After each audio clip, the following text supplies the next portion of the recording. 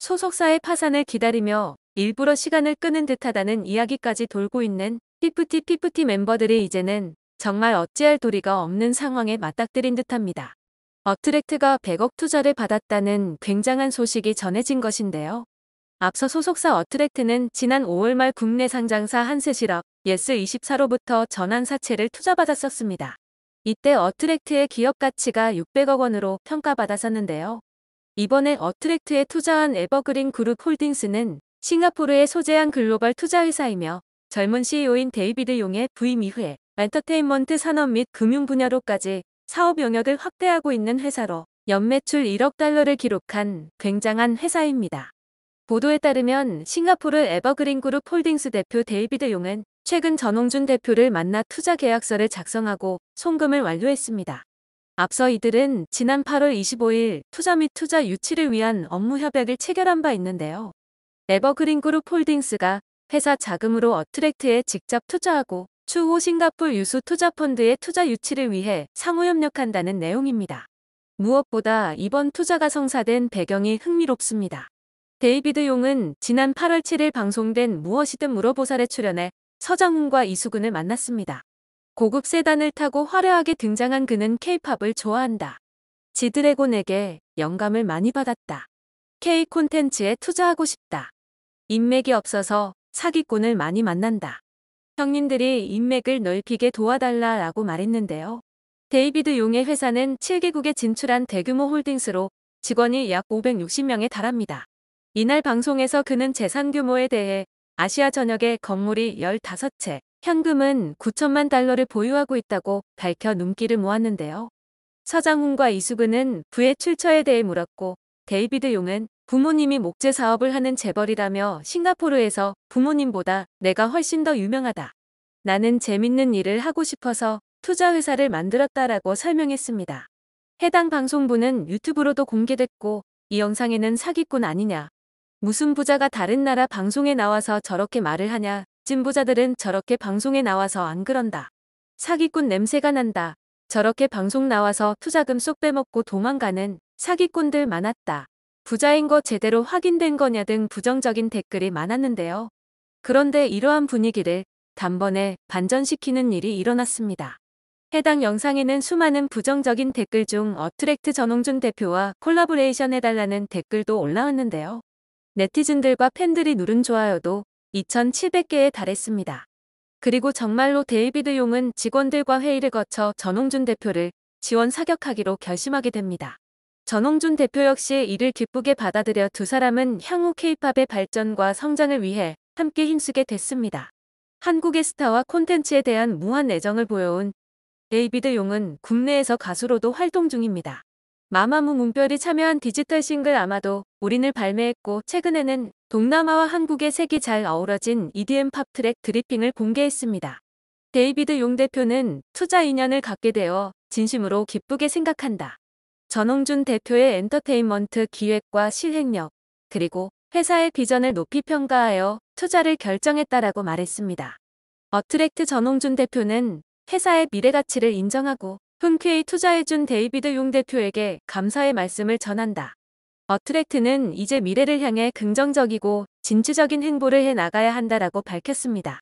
피프티 멤버들은 이로 인해 정말 낙동강 오리알 신세가 되었다는 의견이 이어지고 있습니다.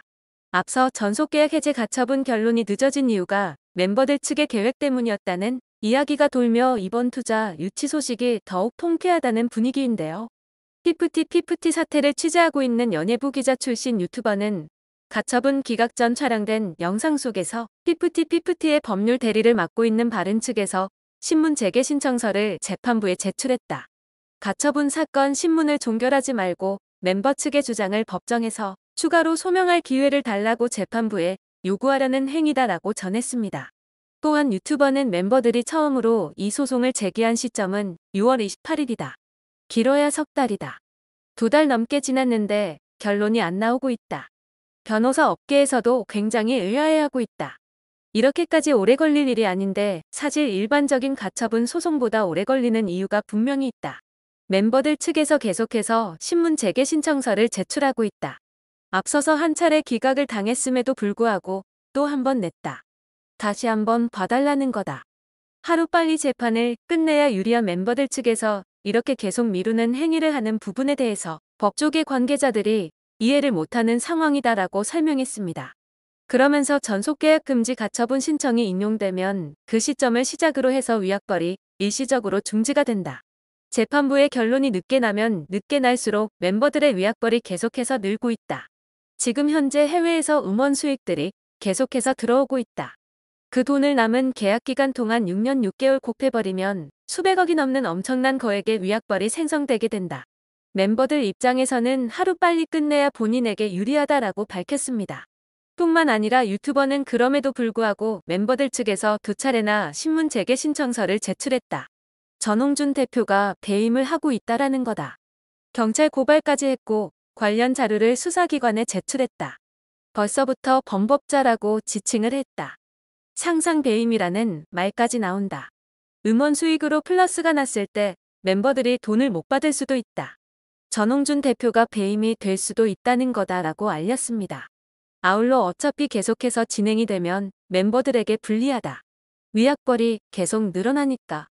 그리고 본안 소송에서 멤버들이 이기지 않는 한 어트랙트 측에 유리한 거 아니냐. 수백억 원의 위약벌과 손해배상을 제기할 수 있는 상황이니까. 재판이 장기화될수록 큰 문제는 뭐냐. 과연 수십억 원의 빚을 지고 있는 어트랙트가 그때까지 버틸 수 있을까? 3년 동안 계속 진행되면 엄청난 변호사비를 어트랙트 측에서 물어야 한다. 그 소송비를 감당할 수 있을까?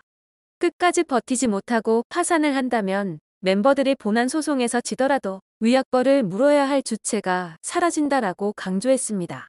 결국 피프티 측의 계획은 최대한 시간을 길게 끌어 어트랙트 측이 포기하게 만드는 것이라는 이야기였는데요.